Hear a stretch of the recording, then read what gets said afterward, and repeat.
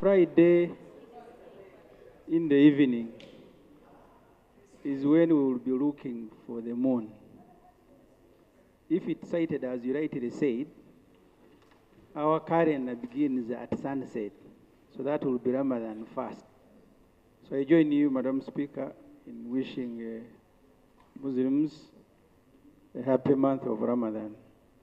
And also join you in congratulating former FDC youth, the Honorable Chairman Youth League. Yes, the Honorable, Right Honorable Thomas Tayebwa,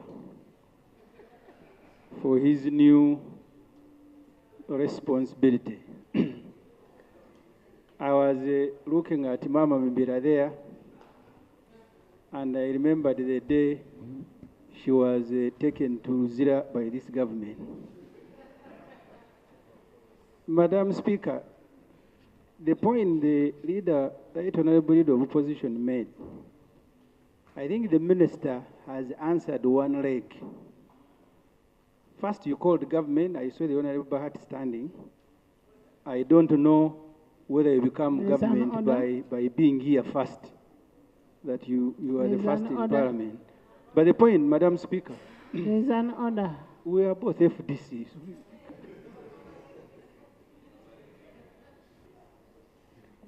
Thank you, Right Honourable Speaker. I just want, first of all, to congratulate the Deputy Speaker for the achievement and the appointment. On the point of order, my brother, Honourable Ssemuju. I want to look at your eyes. You know, you're covering your very beautiful eyes.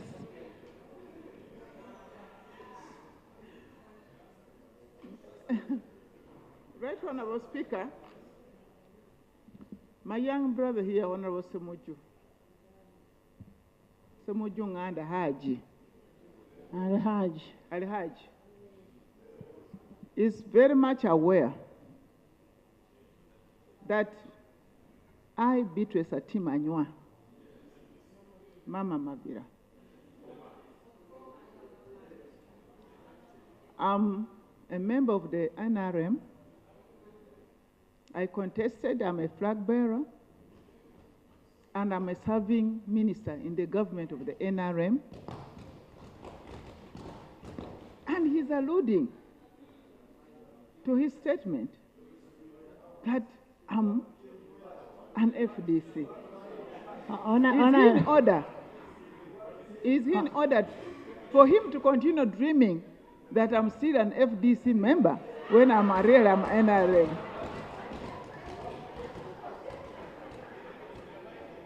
Honorable members, there's a saying: if you want to know, determine your destiny, forget about the past. Much as the Deputy Speaker was in the Youth League, is in NRM. He's in NRM and is the Deputy Speaker of Parliament of Uganda, endorsed by none other than NRM party. So, having been there, forget my past. Let's look at the future. Madam Speaker, that you are also in FDC, I will forget. You forget. Since you have instructed me. Actually,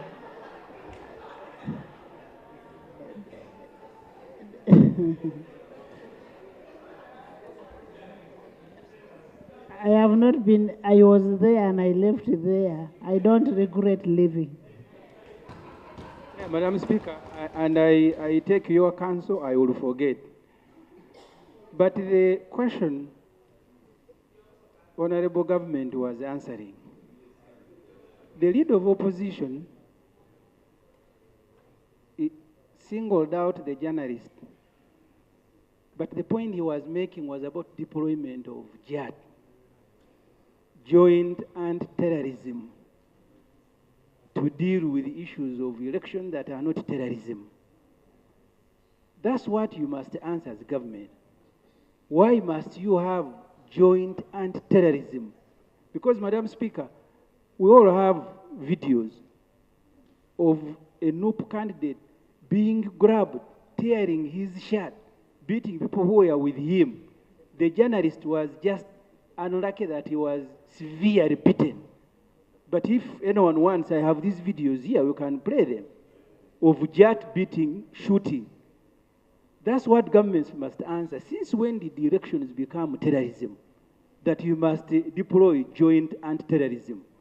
I thought that the Honorable Bahati, who by arriving early in Parliament has become permanent in the government. Each time they call government, he stands up. And I was about, Madam Speaker, to complain because the front bench is full of all the junior ministers. There's an order.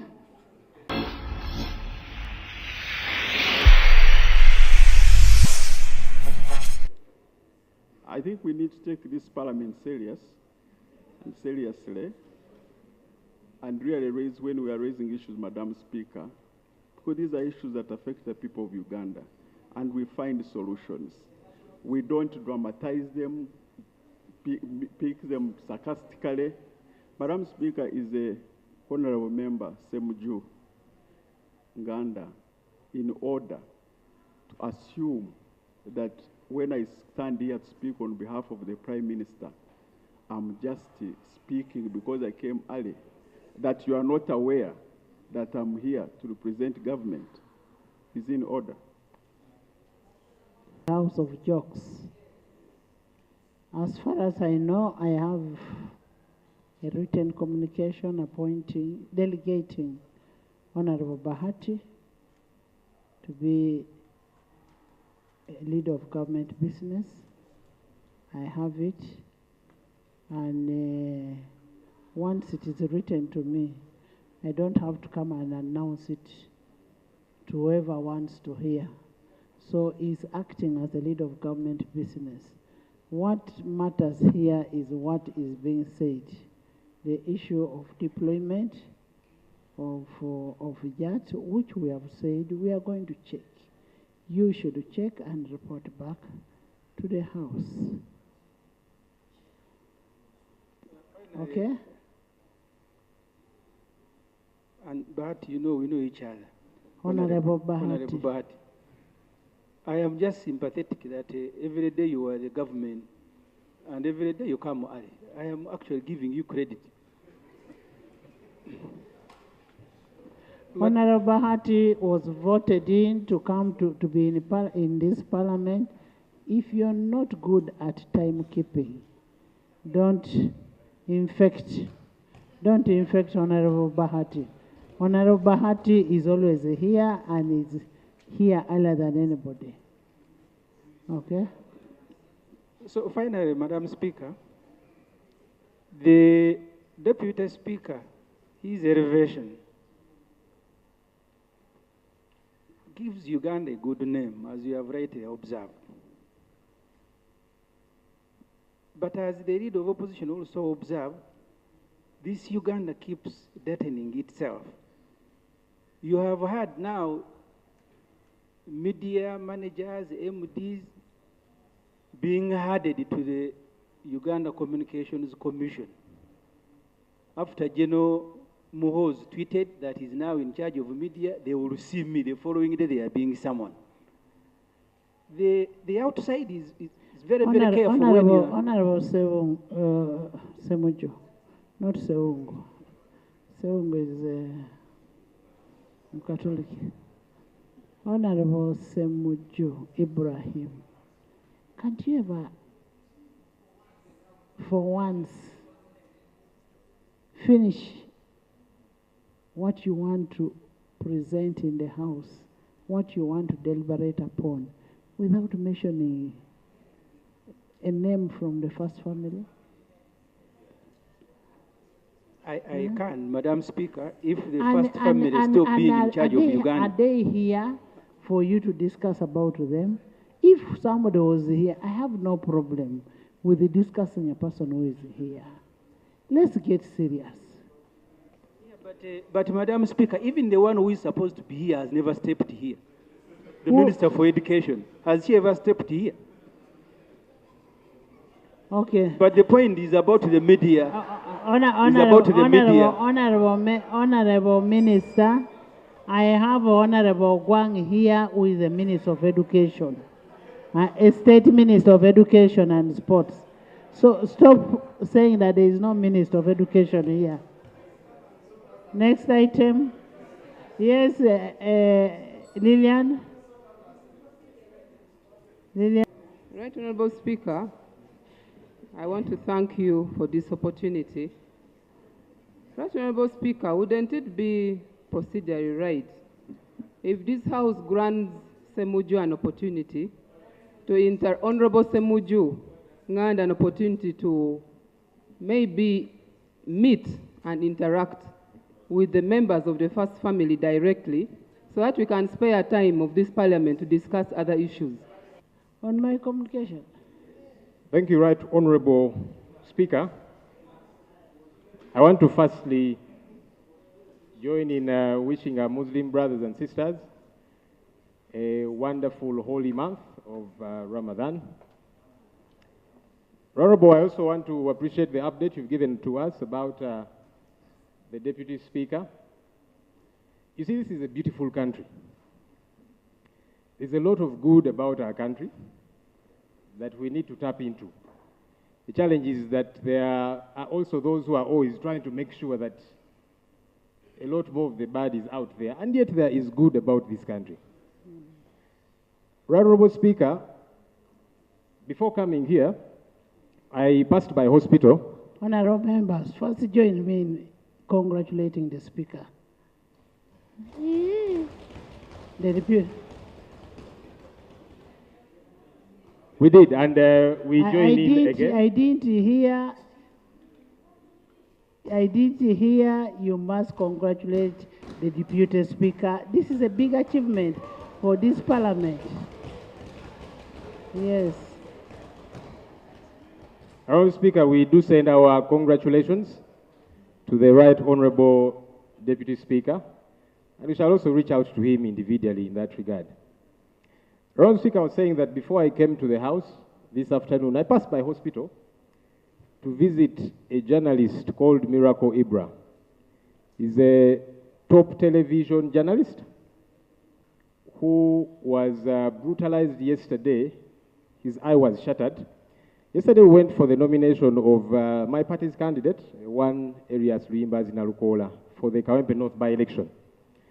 Honorable Speaker, after the nomination, Switch on. Switch on. Honorable Speaker, the candidate was assaulted, taken away. A couple of people were picked up and others brutalized. This particular journalist was descended onto by men in JAT uniform. JAT is Joint Anti-Terrorist Task Force. These are people who are meant to go out there and deal with terrorists. They descended on this journalist who was fully branded as a journalist with his camera and beat him up with batons, shattered his eye and broke bones around his face. The doctors are not sure that his eye will see again, whether it will recover. They are struggling to deal with that situation. Honorable Speaker, one, I think government needs to tell us what the exact role of JAT is. I don't know what they're doing in a by-election, but also, what are we doing going after journalists doing their job? The other day, the Right Honorable Prime Minister said that I normally make government look bad. And then she actually used the word that is not in the English dictionary. She said, I'm always dirtying government. But there are things that government does that makes it look dirty on its own without my help and without anyone's help. I don't even know if the Minister for Information and government generally has reached out to this journalist to establish the goings on and ensure that he gets proper treatment. Honorable Speaker, we have got laws in this country. For the umpteenth time, I want to implore government to follow these laws. If it is keeping law and order, police has got to do that, and again, within the confines of the law. So we would want to understand what is JAT doing, being involved in such a process. Why are they picking up people, beating them up, beating up journalists who are doing their job as a journalist? Their weapon is a camera. Government.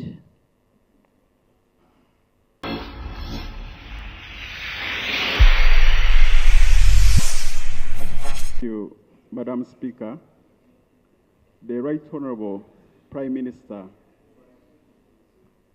yesterday but one made a statement when the leader of opposition made a statement here. While what he's saying, we sympathize with the person who has been injured, and also to note that some of these actions are not sanctioned by government, but also it is important, you can imagine now, it's important that when you come on the floor of the House, you come at least with some details so that we know where to start from. Like now, you are claiming that these people who beat this person are members of JAT. How can now government know at this material time whether this was a police person, whether it was a goon, or something else? So it's important, Madam Speaker, that we take, while this House is a place where we should represent our people, while this House is a place we should represent our people. It is a place of record. It's a place of record. It's a place of action. You are not going to come and say JAT people or police or military. We don't know, but we shall cross-check what happened. Honorable, it is very, very unfortunate. It is very, very unfortunate that whatever happened to the gentleman in the hospital, that is regrettable. But what we need to find out, because nobody is above the law, what we need to find out, who in particular, because I believe there are other people, there were other journalists who were there. There could be somebody who could have taken a picture of the person who brutalized the patient. Let's have that information, and then we make a follow-up of that information, and we take action. I mean, government cannot sanction and say, go and brutalize so and so. Who is that person to be brutalized? Government takes swift action against these fellows who operate outside the law. Then people will know you are cracking down. Now, regarding information about all of that, government came to this parliament and was appropriated billions of shillings to put CCTV cameras within town. So I'd expected government, through the Minister of State here, to say, we are going to immediately follow up this matter, because you have got CCTV cameras, as opposed to going on quick defense. Honorable. And I can Zambia Hospital, it's called Miracle Ibra. Honorable, he was beyond reasonable doubt. You have said it is the government and it is the judge. Please bring. I mean, we must put these people to where they belong. We must hold these people accountable. Because if it is true that these judge people did all this, why would they beat that young man? Why? That is the question we are asking, why? And where did the incidents take place from? Kawempe. Honorable Minister, maybe you need to check it out with the Internal Affairs. If you have the cameras there, we could be able to find out. And action will be taken, because the security agencies are supposed to protect the citizens of Uganda, the territorial integrity of the country. So we shall follow up, and certainly we shall visit also the journalist who was injured. Take time off and visit the journalist who was beaten and give us a feedback, and we see how best can be handled. In the public gallery this afternoon, we have students. I join you and my other colleagues in thanking the Right Honorable Deputy Speaker for the opportunity and the grace which he has attained in his career. Right Honorable Speaker, you have a lot on your table. On your plate, you have a lot. And the world and history might judge you if you were not to give opportunity to your deputy, the Right Honorable Speaker. You always give opportunity to members of Parliament to explore their best. And I believe by, endorsing the Right Honorable Deputy Speaker, you have done your best. You have reminded us, Right Honorable Speaker, that on Friday, the Muslim brothers and sisters will start their Ramadan period, a moment of repositioning oneself to Allah, the Creator.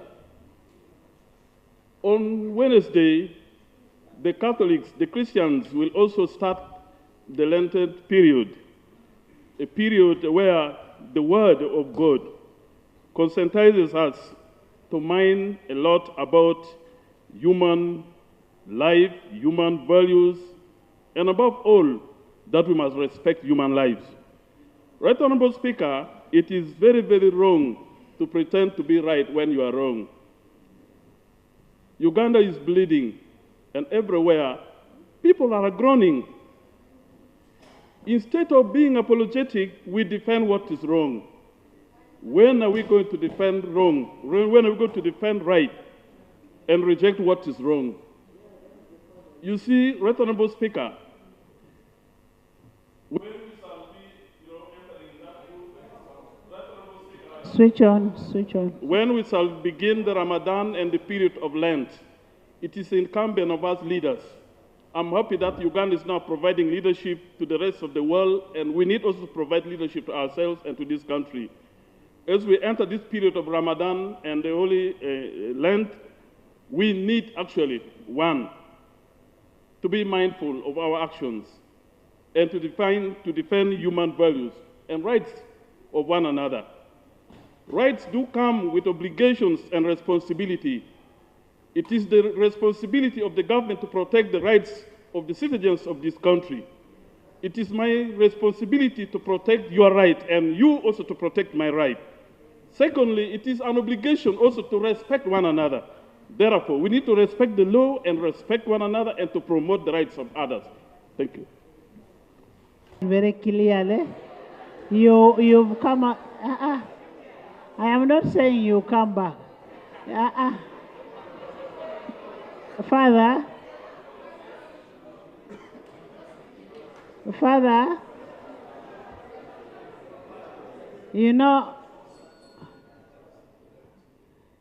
it takes you to the story of Adam and Eve. When when God asked, Father, should I still continue?